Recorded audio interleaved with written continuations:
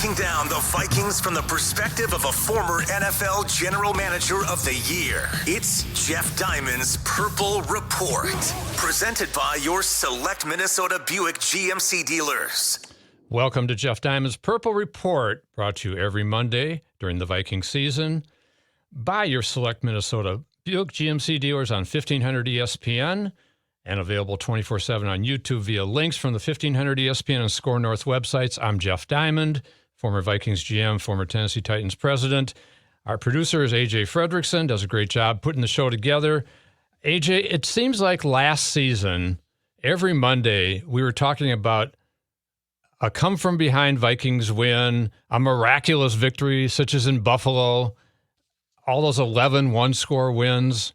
Not so much this season, unfortunately, continuing that trend against the LA Chargers. Yeah, Jeff, it's quite the difference a year can make, because it seems like all of these kind of one-score close games were going the Vikings' way last season, and this year, not quite the same result. You hope that at some point the chips are going to fall and you're going to have some of those bounces go in favor of the Vikings. But the thing is, they sort of have to help themselves too. They can't keep shooting themselves in their foot. These fumbles, these turnovers continue to persist and at an alarming rate, an absolutely alarming rate that is almost seems unsustainable. But through three games, Jeff, it seems like it's very sustainable. So it's a weird conundrum that we're in. And as Vikings fans, who are sitting watching the team, it's just kind of, you have to have your arms up and just like, what is happening with this team? Exactly. It's kind of the feeling that we had at the end of the game when you're down there watching the team kind of scramble around, the offense scramble around in those last 30 seconds, and clock is ticking, and not a lot of urgency at first, and Kirk Cousins trying to get the play call from Kevin O'Connell and couldn't hear him, and just total kind of a cluster at that point situation. Yeah. It was just very difficult to watch, and then worst of all, Cousins forces a throw to Hockenson, who's pretty well covered at that point, when he could maybe make a throw out to Jefferson.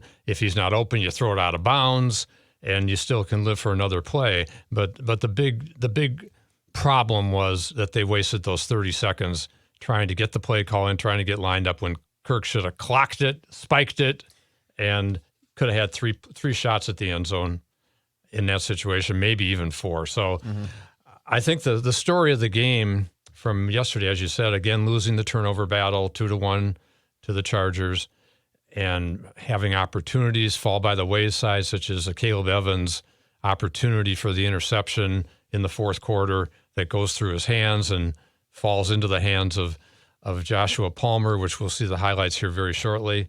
But overall, red zone failures, when you get in the red zone 5 times and 4 of them end up without a touchdown and 2 with no points on the last 2 drives, that's a formula to get beat. And even when you get a gift from Brandon Staley, the Chargers coach, one of the most stupid calls, and he's made a bunch of stupid calls in his coaching tenure in LA with the Chargers. But this one, when you go for it on 4th and 1, when the other team has no timeouts, that's the big, I think, difference in this case, why you shouldn't do it, because the Vikings would have to drive the length of the field with no timeouts, and they hadn't really been overly consistent all day necessarily. And I just thought that was such a golden opportunity that was blown in this case. And again, just for the third time, sitting at 0-3, and it's not fatal, especially in a 17-game season where you've got 7 teams make the playoffs in the NFC. They are 2 games behind the Lions and the Packers, who both won on Sunday, and they play each other this week on Thursday, the Lions and Packers. But the Vikings need to get a win this coming Sunday in Carolina, because who's on deck? The Super Bowl champs, Kansas City Chiefs, coming in, and they just throttled the Bears on Sunday. So, sure did. But let's go to our highlights, or lowlights, as we say. Kevin Kugler and Mark Sanchez on Fox, and starting in the first quarter, the Vikings have a good early drive, and unfortunately, T.J. Hockenson catches the ball. It's stripped. Again, the 7th lost fumble of the season, a league high, even after all the emphasis that Kevin O'Connell says he put on it. So Hockenson, a good drive that actually reaches the Chargers' 17-yard line when he fumbles. And then on the ensuing drive, the Chargers get a touchdown on a short pass to tight end Donald Parham from Justin Herbert, who had a fantastic day, but he was aided by the Vikings' constant blitzing in this game, almost a record pace, 81%, but he hits Donald Parham for a touchdown. First and goal. Slung it sidearm and into the end zone. Donald Parham for his second touchdown of the year. And you could see in that highlight, you could see Blackman, the Vikings rookie third rounder, Mekhi Blackman, kind of bit inside a little bit, kind of a rookie mistake. Went for the wide receiver, opened up that hole outside for the tight end. So the Vikings respond and are running the ball very effectively. One of the positives of this game was they had 130 yards on the ground. Alexander Mattison, despite his still proclivity to fumble the ball, and he got away with one in this game that we'll talk about shortly. But in this particular situation, the Vikings are driving, and Kirk Cousins, I thought, had a very up and down game. His stats look good. Again, stats you have to take with a grain of salt because he threw for a ton of yards, well over 350 yards. But I thought he was late hitting receivers. He wasn't hitting receivers in stride. There were a couple plays, in particular late in the game when he had a chance to hit Osborne on that last drive, who was wide open for a potential touchdown. And Kirk was just misfiring a lot in this particular game. He did make a lot of great throws in the game too. When you're passing 50 times, he had some very good plays, but it was just kind of difficult. Here was a nice play, touchdown pass to Josh Oliver. Second and goal from the 4. Cousins, pressure coming, hit as he throws, gets rid of it to the goal line, and it's a touchdown. Josh Oliver just able to move that football across the plane of the goal line to get the Vikings on the board. Josh Oliver's got some big mitts. He sure does. And he's a big guy. And I'd like to see him maybe held in pass protection a little bit more to help Kirk with the offensive line that has had some struggles.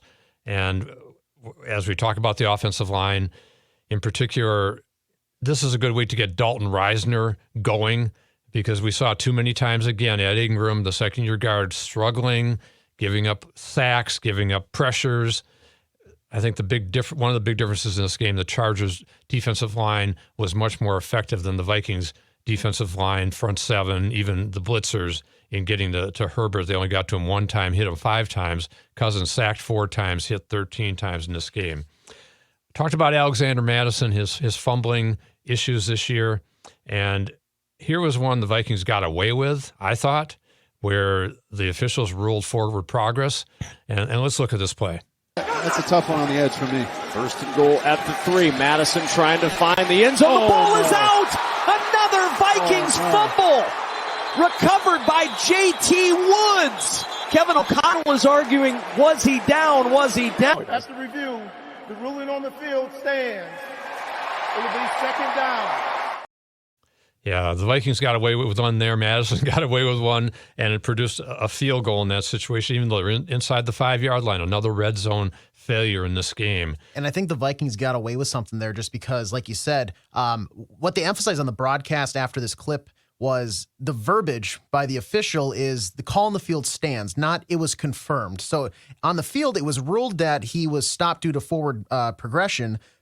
If it's called the other way, I'm not sure the Vikings get the ball back there. No, I don't think they do. And I think it was a bad call in the Vikings' favor. So for all Viking fans who complain about officiating, they never help us. That's right. This was one where got a break. But as it turned out during this game, couldn't capitalize on all the opportunities that they had. So the Vikings at this point are up 10-7, and the Chargers have a late drive, second quarter, go down, and again another touchdown pass, and this is a bullet from Herbert to Donald Parham. I don't know how he caught the ball. Motion across from Smart. Herbert pumps, throws, caught, touchdown. Donald Parham just pried it away. Strong catch, his second touchdown of the day. That was a great catch, and again, when you talk about what happened in this game, you got to give Justin Herbert a lot of credit because Brian Flores, the defense coordinator, was sending everybody after him all day. One of my quarrels with Flores early in this season is the lack of adjustments that he makes as the other team adjusts. And the big adjustments Kellen Moore, the offensive coordinator for the Chargers, made was to go to those quick wide receiver screens. But the Vikings kept blitzing, even though Herbert was hot and Keenan Allen was having a career day with 18 catches over 200 yards.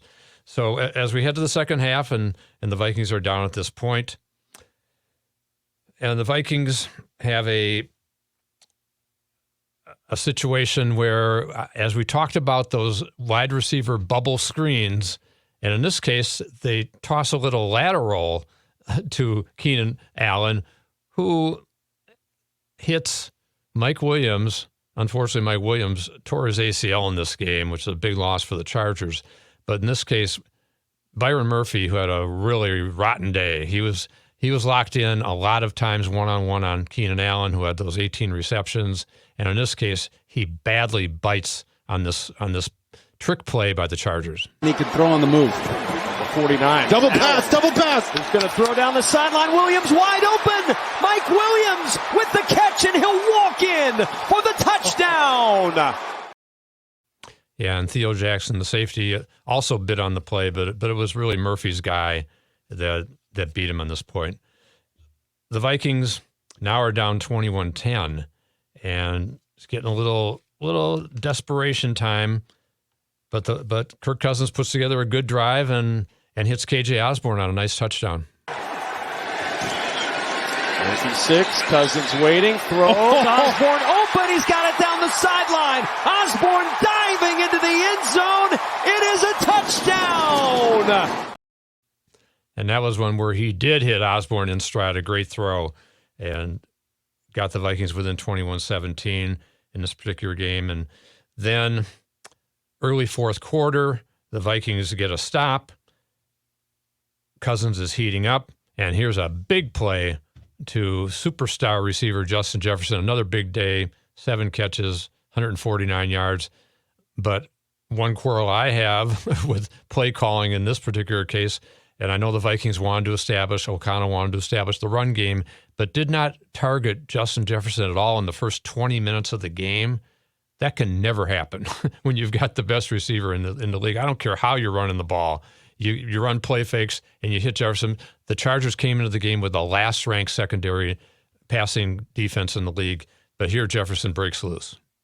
USC guy, no surprise. 2nd and 14 at the 48. Oh, what a strike. Oh, Justin Jefferson on the run. Jefferson will not be caught. It's a touchdown. Things are looking good. Vikings up 24-21. They get a stop. And I think perhaps, I'm not going to say the biggest play of the game, because the biggest play of the game was the last play. But it was maybe the second biggest play of the game. As the Chargers, first of all, they convert a 3rd and 17 with a 20-yard pass to Keenan Allen. That was a killer. Mm-hmm. Then a play or so later, Caleb Evans, as I mentioned earlier, has this great opportunity for the interception. Goes right through his hands. And where does it land? In Joshua Palmer's hands. Just the bad bounces that this team's getting this year. All those good bounces last year, well, the worm has sadly turned the other way. And here's this particular play. That's the one you're holding your breath and you're like, don't you dare, great throw. To the end zone, deflected didn't. and caught. It went off Evans into the hands of Joshua Palmer for a Charger touchdown. Wow. Yeah, wow is right. Yeah. Now, before we get to the last couple ill-fated plays, let's talk about our great sponsor, GMC. GMC continues its commitment to professional-grade engineering in the GMC Truck Series, like offering the world's first available 6-function multi-pro tailgate on Sierra. Try the GMC Canyon with powerful and innovative features, engineered and built for all your adventures to come, or get behind the wheel of the GMC Sierra Heavy Duty with an available Allison 10-speed transmission. The list goes on, but it's more than just innovative engineering. It's knowing GMC is committed to professional-grade excellence on every level. We are professional-grade GMC. Well-qualified buyers step up to GMC with 0.9% APR on 2023 Sierra light-duty models, plus no monthly payments until 2024. See your select Minnesota GMC dealers. Length of contract limited, deferred monthly payments for 121 days, excludes residents of Pennsylvania and Maine, must finance with GM Financial, down payment required at signing if applicable, finance charges accrue from date of financing, some customers will not qualify, not available with lease, and some other offers. Take new retail delivery by 10/2/23. So here we go to the end of this game. Talked about Brandon Staley's terrible decision.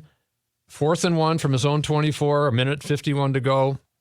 And here is an unbelievable play. But before that particular play, the Vikings are stopped on a 4th and goal, a really bad play. And in this particular game, there were several pre-snap penalties, false starts, and there was an illegal shift call on Jefferson where the whole offensive line was moving, discombobulated, and the Vikings turned the ball over with 2:57 to go, but then they get the ball back on this particular play. On 4th down, Allen in motion. They are going to go. They give up the middle, and he's not going to get there. They go on the ground with Joshua Kelly. The Chargers go on 4th and 1 from their own 24, and they fail. It's amazing they didn't throw to Keenan Allen in that situation. Right? On a play fake, he probably would have been wide open as he was most of the day. But again, the Vikings get the ball back. Great play by Jonathan Bullard. And the Vikings, it heads into this final sequence that we talked about where they convert a fourth down play to Hockenson, and then here the mess unravels. They got to go, man. They got to go. I thought they were going to clock it. So much time being wasted here. 12 seconds when Cousins gets the snap. Steps up, throws for the end zone, deflected, and it's intercepted. Kenneth Murray, after the double deflection, ends up with the football and extinguishes the Vikings' hopes.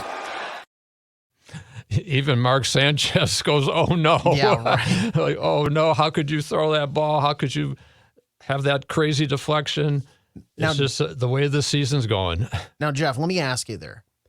Why on earth, because I'm sure this is the same thought that a lot of Vikings fans around the state of Minnesota had, why on earth would they not, you just picked up a first down.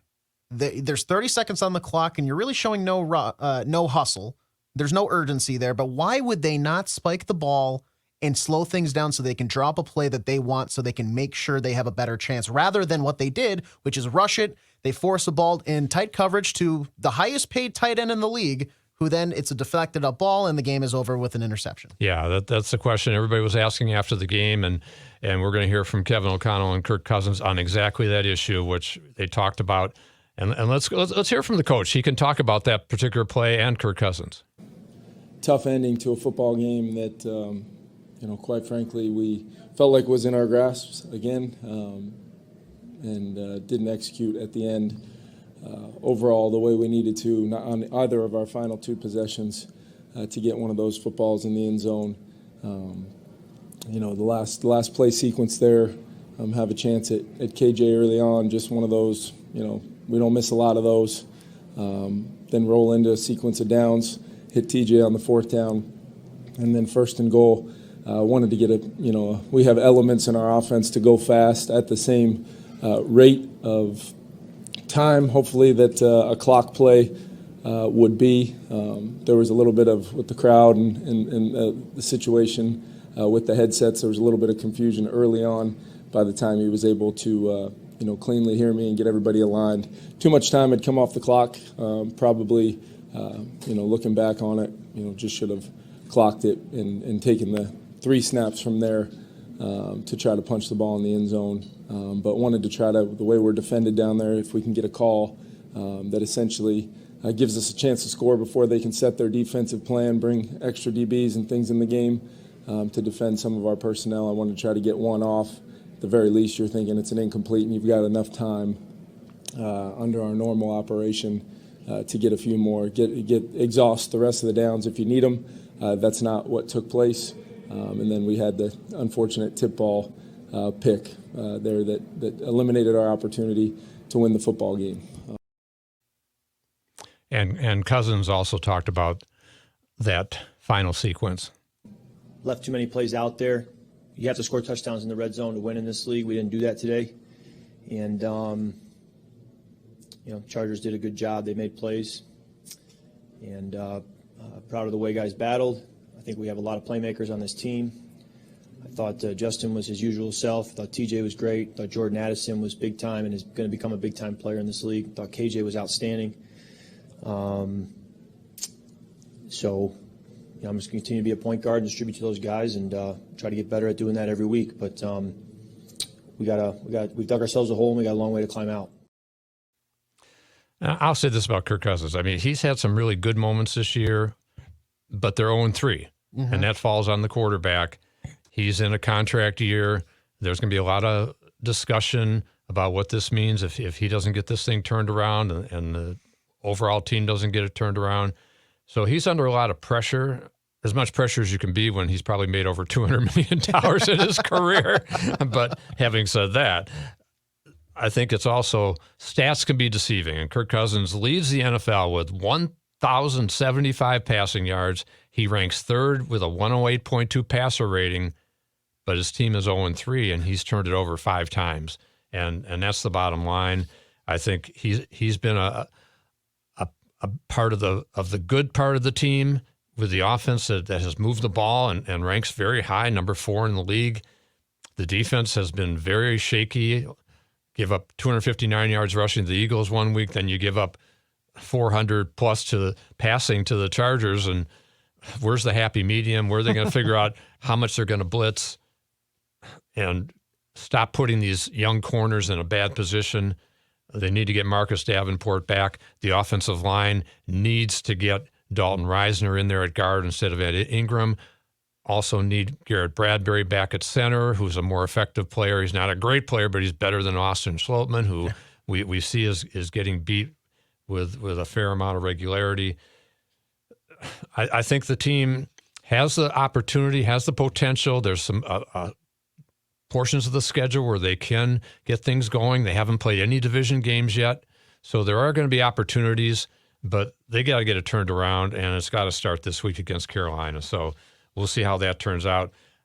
Before we go talk about a couple things that happened around the league, including Green Bay and Detroit winning, Jordan Love having a big day, and Miami, whoa, an explosion in Denver. But let's hear from GMC.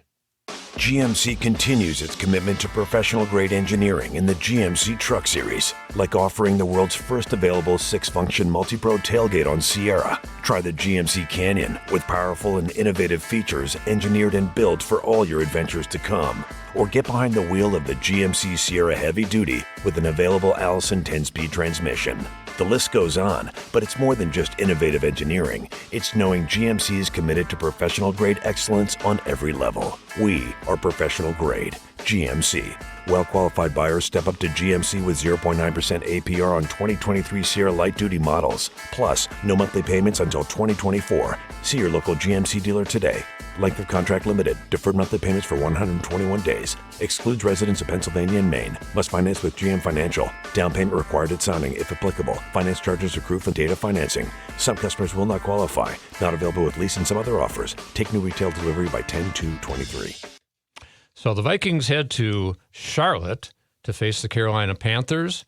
We'll see if they face Bryce Young at quarterback or Andy Dalton, who played yesterday in their loss in Seattle. Panthers also 0-3 on the season.